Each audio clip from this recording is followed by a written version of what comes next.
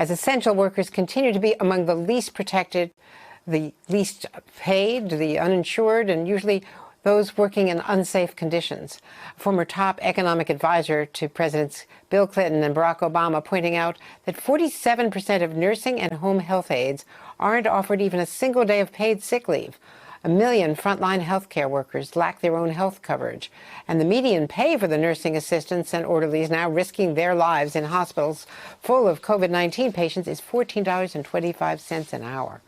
A record 30 million Americans now filing for jobless claims, and we'll get another update on that later this week. Among them is Larissa Bushi in North Dakota. She quit her job at a wind power plant there. More than 140 workers at the plant tested positive for COVID-19.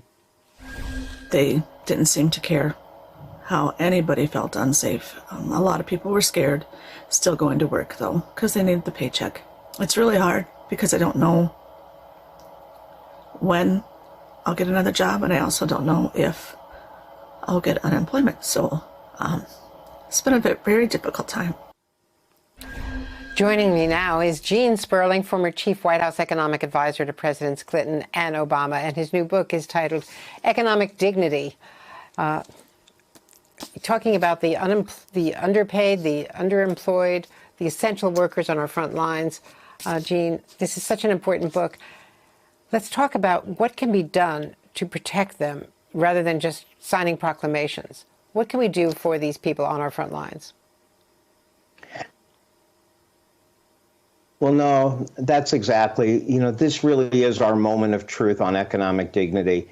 The ultimate, perhaps, frame was set by Martin Luther King in 1968 at the Memphis sanitation worker strike, Andrea. He said, all labor has dignity, and we will come to realize that the sanitation worker and the physician are both essential to our health.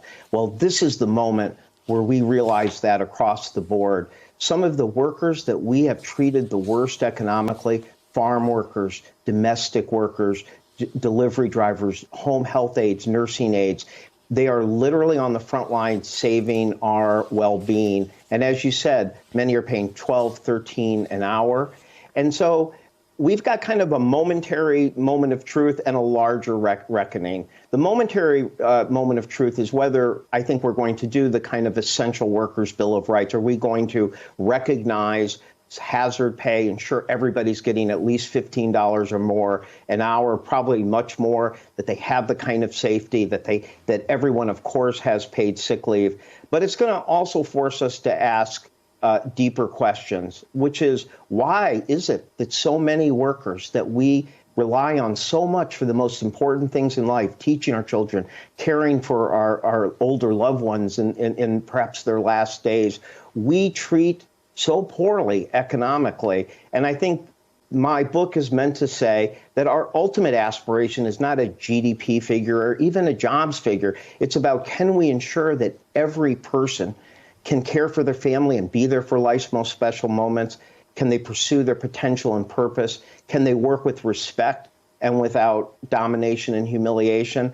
And I think we have to ask ourselves, what is that long-term compact? It's not that hard. It's about having a strong $15 or more minimum wage. It's about healthcare. It's about childcare. But it's also about asking ourselves, how do we feel about ourselves as a country if, for example, the people who take care of other people's children, only less than 1 in 10 could take a week off for the birth of their own child? Is that the kind of dignified country we want to have right now in this crisis and going forward?